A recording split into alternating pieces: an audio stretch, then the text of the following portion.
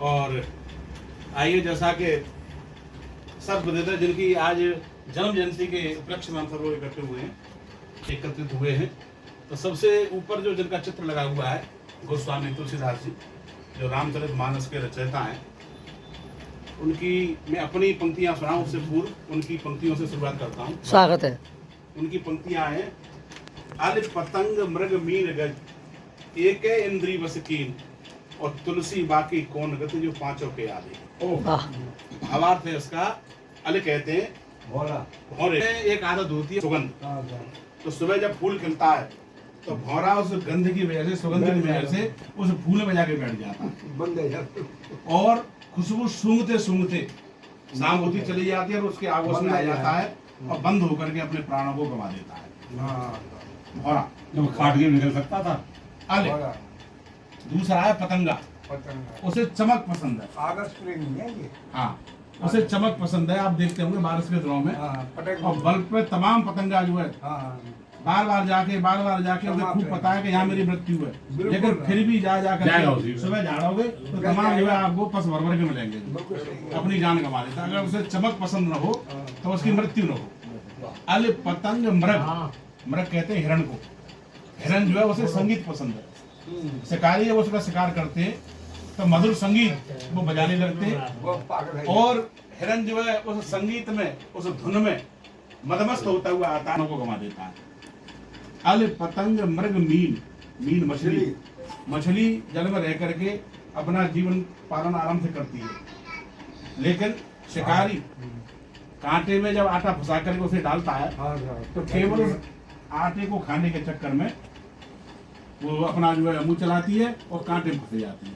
अगर वो कीड़े मकोड़े पर नहीं खाती है ना तो जीवन तो उसका चल ही रहा है, लेकिन स्वाद के चक्कर में उसने अपना जीवन गंवा दिया। अल पतंग मृग मीन गज, जो हाथी है, हाथी का शिकार करना आसान नहीं है। तो जो हमारे विद्वान लोगों में ऐसा बताते हैं, उसमें आकर्षण होता है, तो आगे वो फीमेल हाथी को खड़ा कर देते और एक गड्ढा करके और ऊपर जैसे छप्पर की वो होते हैं उस तरह से लगा देते हैं, ऊपर से आगे बुलाया जाता है।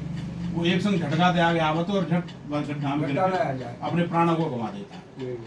तो अल पतंग मृग मीन गज एक इंद्री बस कीन, ये पांचों ऐसे जिन्हें अपनी एक एक इंद्री बस में नहीं कर पाए और प्राण गंवा दिए। तुलसी बाकी कौन गत जो पांचों ये आदमी जहाँ चमकू पसंद है, गंधू पसंद है, संगीतू पसंद है, आकर्षण पसंद है, तो जाकी मत चौना आवे। तो तुलसीदास ने कितनी बड़ी बात कही है कि नारी की झाई पड़त अंधे होत भुजंग, और तुलसी बाकी कौन गत जो नित नारी के संग। महिला जब गर्भवती हो तो अंधा हो जाएगा और सर्प अगर उसे देख लेता है तो सर्प अंधा हो जाता है, अंधा हो जाएगा। और जब तक बाकी डिलीवरी नहीं होगी तब तक वो अंधा ही होगा। और तुलसी बाकी कौन गत जो नित नारी के संग, जो हर समय नारी के संग रह रहा, बाकी क्या गति होनी है, यानी वो पत्नी की ओर जाना ही जाना है। वो दूसरे भाव का है। अब मैं बिना किसी भूमिका के सौरभ जी एक रचना माँ की, और हमारी मातृ शक्ति भी विराजमान है, तो मैं उसका एक बंदी सुनाऊंगा। स्वागत है साहब। और हमारे दीपक जी तो वैसे मात्र बताया, देखिए मैं प्रस्तुत करता हूँ आप लोगों को, स्वागत समझ आएगी। बेटा तुम भी देखना, फिर ध्यान घड़ी पे मुँह मारे में। कहाँ खो गई है तू माँ, कहाँ खो गई है तू माँ, कहाँ खो गई है तू माँ, कहाँ खो गई है तू माँ।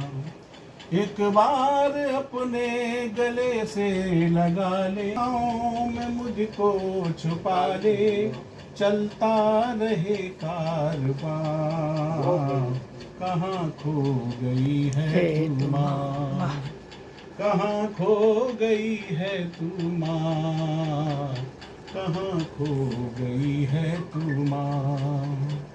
कि संसार झूठा फरेबी हुआ है, मैं खुश हूँ माता ये तेरी दुआ है। संसार झूठा फरेबी हुआ है, मैं खुश हूँ माता ये तेरी दुआ है। आंधियाँ गम की आई है, तूफान झेले, बहुत सह चुके हैं माँ जग के झमेले, कठिन रास्तों से है तुमने बचाया, कि हम जिंदगी में है दीपक जलाया, फिर बुझ रही वो शमा, कहाँ खो गई है तू माँ, बैठो बैठो तुम्हारा खुल कहाँ खो गई है तू माँ, कहाँ खो गई है तू माँ। क्या बात है? इसके 5 बंद है, मैंने एक प्रस्तुत किया। वाह वाह बहुत बढ़िया, और वाह, बहुत बढ़िया। हम इस कार्यक्रम का अब अंतिम शीर्ष कलश रखते हैं